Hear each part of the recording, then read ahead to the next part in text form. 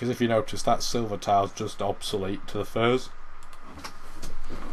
That's just the downside of being on Tundra. Tundra really does have the potential to ruin a lot of very good tiles. Never mind. I'll stop plodding on about it because you're probably bored to death of me complaining about how bad Tundra is.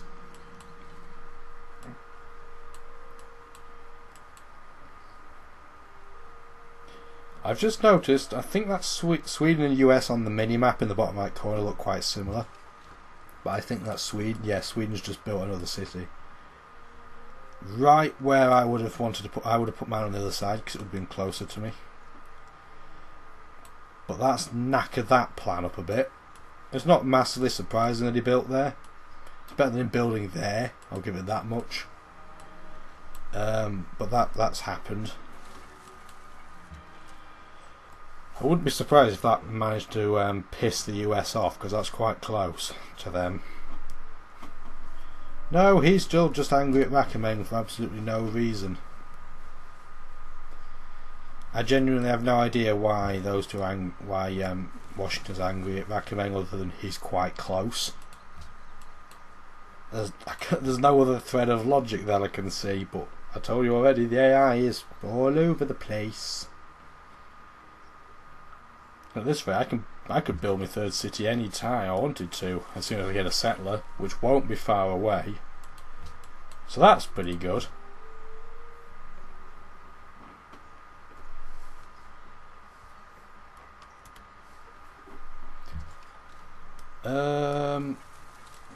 I think Rakameng must have a second city down here because that border expansion is quite large. So presumably you just put another city down here. Let's have a look.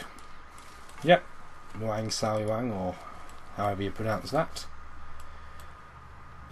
All that happiness won't remain. By the way, I am well aware that as soon as I'm no longer friends and allies with these city-states, that they will disappear. I can't believe that he's left the barbs there. I could have sworn he wouldn't have kept them there. Let's see if they have a pot shot at me. Of course they do, so I'm going to move over here. 2 citrus there, not just 1, and there's bananas. That is a mad spot for food, potentially. It would be awful for production if you didn't convert some of these hills into mines, because you'd only literally have 1 tile that produces production. But that could be a mad place for population. Tried not to yawn, that would be really unprofessional. Yeah, there's a lot of jungle around here. So if you got your 1 culture from jungle tiles pantheon like Spain did, you're all over that, aren't you? Warsaw cancelled a quest because I took so long to not do it. I don't even want to know what quest it was. Yeah, they do get bored eventually of waiting, and they'll just stop giving you the quest. So if you want to complete a quest, you want to do it reasonably quickly. I mean, you don't have to sprint to do it, but the quicker the better, really. I'm just going to take that out because it's just going to follow me all the way and shoot at me. Didn't gain any experience for that because you can't get more than 30 experience. There's a cap set on it when you're fighting barbs. Because I presume the people that developed the game didn't just want you to spam attacking barbarians to get all your experience. Because some of the upgrades further down the track are beastly. They are really, really good. That tile's now really, really good. 3 food, 1 hammer. And he still doesn't like me. And he's complaining about the size of my army, which really isn't that bad. It's 2 composite bowmen and a spear. What else do I need right now? But then you have to compare it to what the AI will probably have at this point. And it will probably have a couple of spears, a couple of archers, and maybe, if they're lucky, a sword, but more likely a couple of warriors.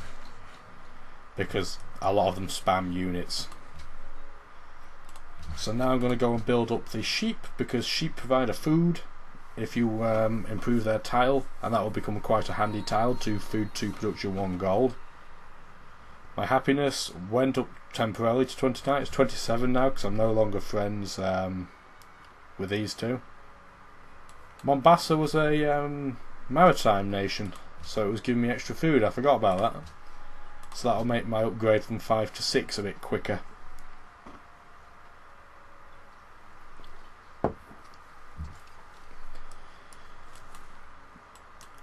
Also, I should be getting my settler next turn, and I'm probably going to put it there, aren't I?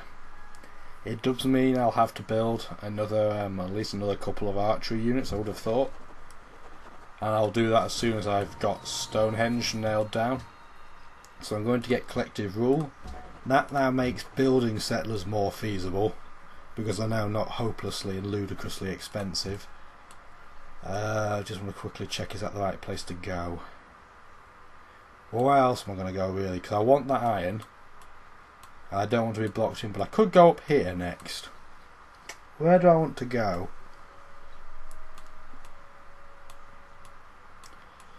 I could arguably put my third city up here, but then I've got the potential of pissing him off.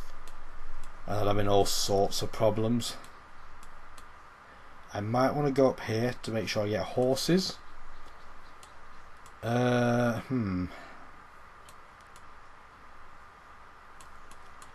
Quite tantalising, the choices I've got going. They're just in the worst place. They're not close enough. So I can't put a city there or there and reach it. So that's really, really annoying. And if you were going to go for reaching silver, you'd put one there, next to the river on the right, so you get the silver on the left, but you couldn't reach the other two. Oh, it's tantalising.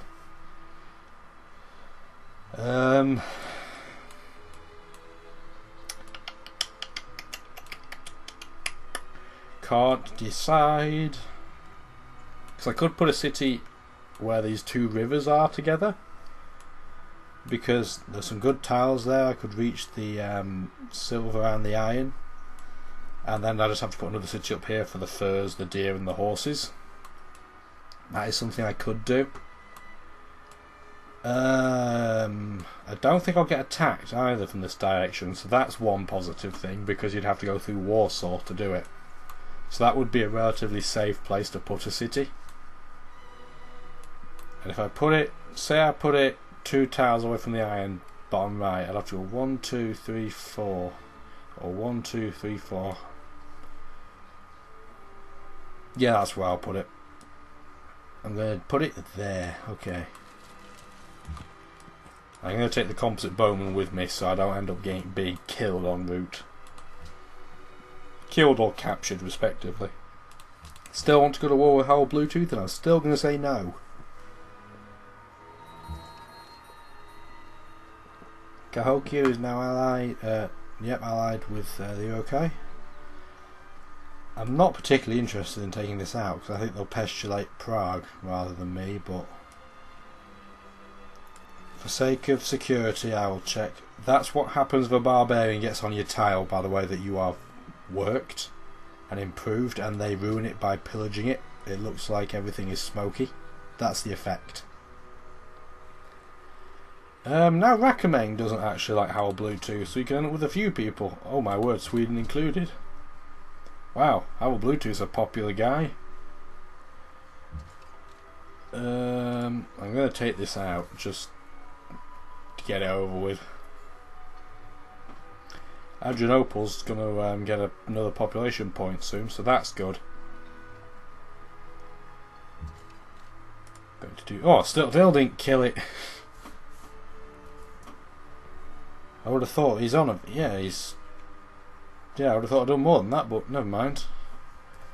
The reason this is quite a good location is because obviously I'm on a river. I've got 2 rivers to work with here, so there's a lot of financially viable tiles to go for. I dodge a lot of the crap tiles, the desert down here. But more importantly, I can't get attacked very easily at all. So I don't have to spend lots and lots of money protecting this location. I'm going to let it go up a population point first before doing anything else. And that'll take 19 turns, so that's not too bad. So I'm going to do that, take it out, collect the gold. I'm halfway towards buying another worker. I probably won't buy another worker though.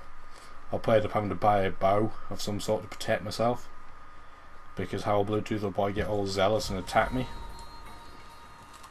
Adrianople is now population 3. I don't want it working that, even though that would be arguably a good tile to work. It's just not efficient enough. I want some more gold. So I'll work the truffles. That gives me another hammer as well. Siam has denounced Denmark. Nobody should denounce me for putting a city there. It's literally nowhere near anybody.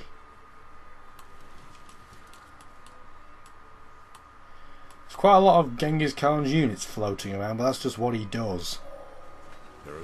He is a big builder of units, but normally it's mounted units, so maybe he doesn't have access to horses yet. I'm going to go for currency now, because this is the city I want to try and get Petra in, so I'm going to try and build it up as much as I can before the opportunity arises. So I am going to build a watermill there before I start on it. Simple reason being that'll give me another hammer to work with. And it'll also give me 2 more food, so there's potential I'll grow a population point as well. Going to let that heal, because I'll heal twice as much now I'm in my own city. Constantinople is an open target right now. I am well aware of this. So after Stonehenge I'll have to probably get a unit to put there. He doesn't like Howell Bluetooth either. The Siam are now friends with Sweden. Isabella's declared war on Howell Bluetooth. Oh, there's a lot going on this turn. Right, let's catch our bearings. Siam are now friends with Sweden, which may mean they end up collectively plotting on the US at some point. Nobody likes Howell Bluetooth, and he doesn't appear to like anybody else, so he'll probably get taken out soon. Oh, and right on cue, Rakameng and Gustavus Adolphus have declared on him. And I'm in a golden age, so I can explain what the happiness did. Up here, where it says golden age, there was a bar. Once that bar gets filled, which is filled from happiness, you enter a golden age. And golden ages, as it says here, make all tiles that produce at least 1 gold produce another one. Cities get 20% production, and your culture is 20% higher as well. So really it's a huge bonus. It gets harder and harder to get golden ages as you achieve them, but they are very much worth trying to get because they will make everything faster. I mean, that watermill was 35 turns a very short time ago, and Washington doesn't like Gustavus Adolphus. I can't tell for sure with this, but I believe that Washington is one of the eye that gets really offended by warmongers, which is hilariously ironic at the same time, given he himself tends to go to war a lot because he pisses everybody else off by city spamming. I have no idea if Hiawatha is city spamming. All I know is that he's second on points. Washington's in the lead because he's city spammed. And what I'm going to do now is go over here with this unit and start making some tiles a bit better, because there are enough good tiles here now to work. Constantinople's now up to 6 population, so I might... oh, where do I want to put this? I'll put it on the furs. During the golden age, that fur plot is creating 5 gold just by itself, so that is beastly, and we'll make the most of that by earning some money. Notice how much higher the gold per turn that I'm gaining is during the golden age. Towards the end of the game you can get like 400, 500, 600 gold a turn in a golden age. It can be pretty insane. All depends really. If you're in an area where there's lots of fighting going on, then not obviously the military drains your economy. Stonehenge is a wonder that produces extra faith. My faith has gone from 2 a turn to 7. I could be tempted to go for another wonder, but right now I could probably do with building a sword or maybe a bow. I'll go with a sword. Actually, what I'm going to do first is I'm going to show a queue. I'm going to add to queue a barracks. I'm going to build the barracks first, I think, because that way the sword will start with 15 experience.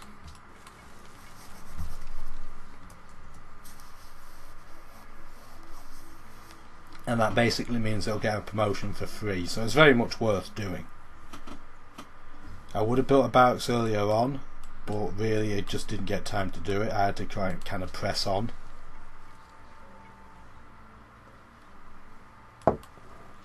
But the one advantage with everyone going to war with each other is that the tech race will be a lot slower. Or at least it should be a lot slower. Going to build a farm. Farms, unsurprisingly, give you extra food. So obviously that is of benefit. I'm going to try and connect these cities up now, I think, would be the good idea.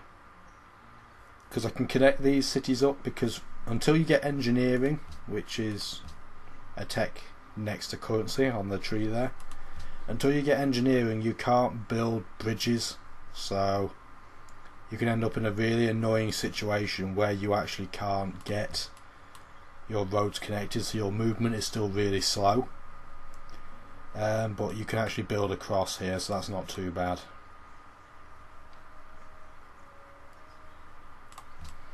As for this city, I'm not going to build a road to it yet. I mean, it's defensively sound as it is, so I don't have to worry too much. I'm just going to get a farm there to get an extra food on that tile. That'll make it a good tile to work. I'm going to say build a road to Constantinople, please. It has enough tiles of reasonable quality to work right now, so by the time we get the watermill, that'll make everything even better. And the amount of gold I'm earning from this city, it's only 3 population, I'm earning 14 gold.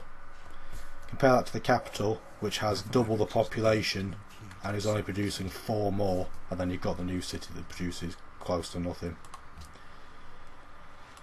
We've got mathematics. They're good if you want siege weapons, but right now I do not, because I'm not on the. I'm not intending on attacking anybody right now. Once again, Washington's declared war on Vakameng. So that again has happened. The city over here has 2 population now. I'm going to switch that to that, and I'm actually going to speed up the production there by going on a 1 food 1 hammer tile.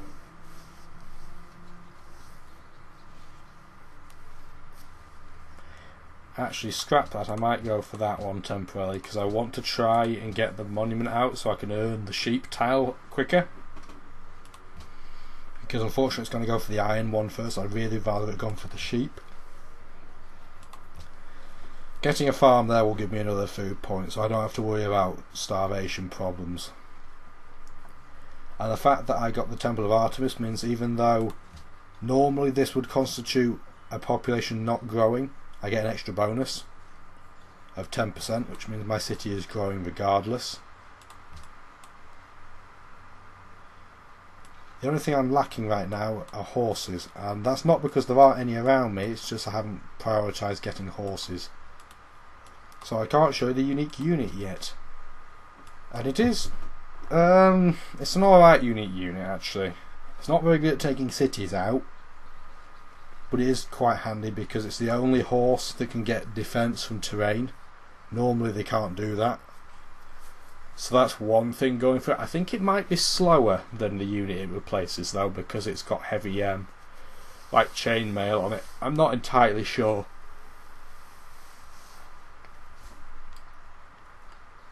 All I know is that Genghis Khan is still loitering around with all these troops. I really have no idea why the AI does that, but it's not a big issue either way. If you enjoyed the video you've just seen, please join my Facebook group and follow me on Twitter for the latest news.